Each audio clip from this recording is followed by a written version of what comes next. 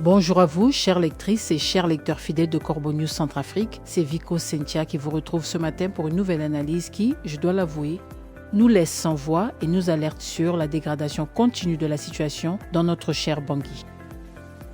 Aujourd'hui, j'ai le plaisir de partager ce micro avec ma brillante collègue Clarisse Betty. Bonjour Clarisse. Bonjour Vico Cynthia et bonjour à toutes et à tous. Un plaisir d'être là. Clarisse Betty, quelles sont les nouvelles qui secouent la capitale? Qu'est-ce qui retient notre attention et nous pousse à sonner l'alarme aujourd'hui? Eh bien, Vico Cynthia, nous allons parler d'une réalité amère, d'une transformation effrayante de la criminalité à Bangui, directement liée à l'appauvrissement que l'empereur Touadéra inflige à notre population. Le vol, figurez-vous, se généralise et s'étend désormais massivement aux femmes dans les quartiers. C'est une bascule, une véritable descente aux enfers. C'est une affirmation lourde de sens, Clarisse Betty, et malheureusement, elle est corroborée par les faits. L'article que nous avons sous les yeux détaille comment l'appauvrissement de la population par l'empereur Faustin Archange Touadéra produit ses effets et le vol en effet généralise et s'étend désormais massivement aux femmes dans les quartiers de Bangui. C'est une horreur qui prend une ampleur insoupçonnée. Une horreur, c'est le mot juste, Vicos Cynthia. Le régime des bras cassés de Bangui impose une misère extrême, une pauvreté qui n'épargne personne et qui pousse désormais la population féminine de Bangui vers le cambriolage à domicile. Cela change radicalement la nature même de la criminalité que nous connaissions. Les jeunes délinquants se multipliaient, mais les femmes, c'est le signe d'une implosion sociale totale. Absolument Clarisse Betty, la capitale centrafricaine subit de plein fouet les retombées d'une gouvernance calquée sur les stratégies russes de contrôle et d'asphyxie économique. Cet appauvrissement de la population atteint des sommets. Brisant les structures sociales traditionnelles, la famine et le dénuement total ne choisissent plus leurs victimes. La nécessité de survivre dicte désormais les comportements dans les quartiers. Pendant ce temps, les familles voient les proches du pouvoir afficher une opulence insolente, des mines réjouies et des corps bien nourris, alors que le reste des citoyens sombre dans le dénuement le plus complet sous la direction de ce régime des bras cassés et de son dictateur Faustin Archange Touadéra.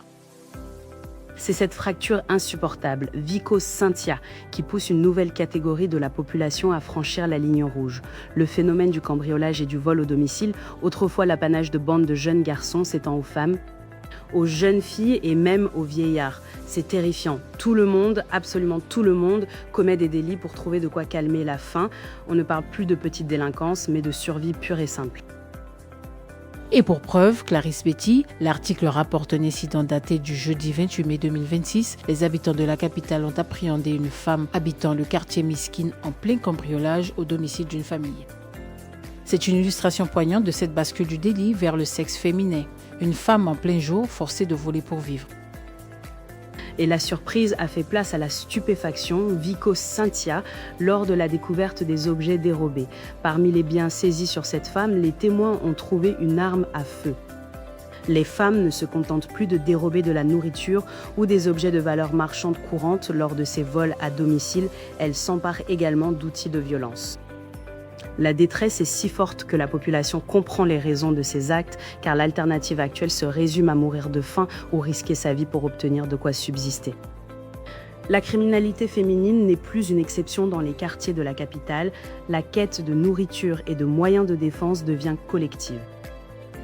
Collective, oui, c'est une panique ventrale collective que l'article décrit. Les filles se lancent dans les habitations pour prendre tout ce qui a de la valeur, dévalisant les chambres sous l'effet de cette faim généralisée que le pouvoir des bras cassés de la 7e République, des voyous, maintient par ses choix politiques de soumission économique. C'est une politique délibérée de la misère.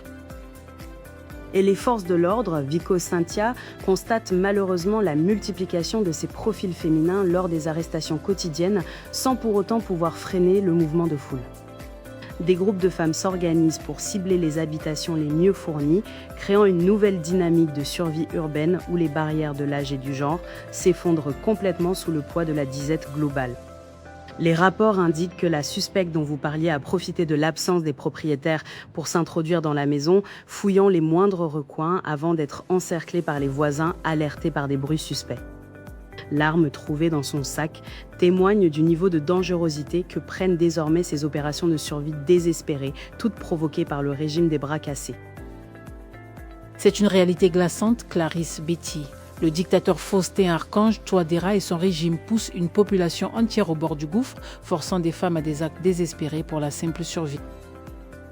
Un grand merci à Anselme Mbata pour cet article percutant. En effet, Vico Cynthia, c'est un texte qui doit nous faire réfléchir. N'hésitez pas à nous contacter à Corbeau News Centrafrique pour vos témoignages et informations. Notre numéro de téléphone et WhatsApp est le +236 70 16 44 65. Prenez bien soin de vous, chers auditeurs, et à très bientôt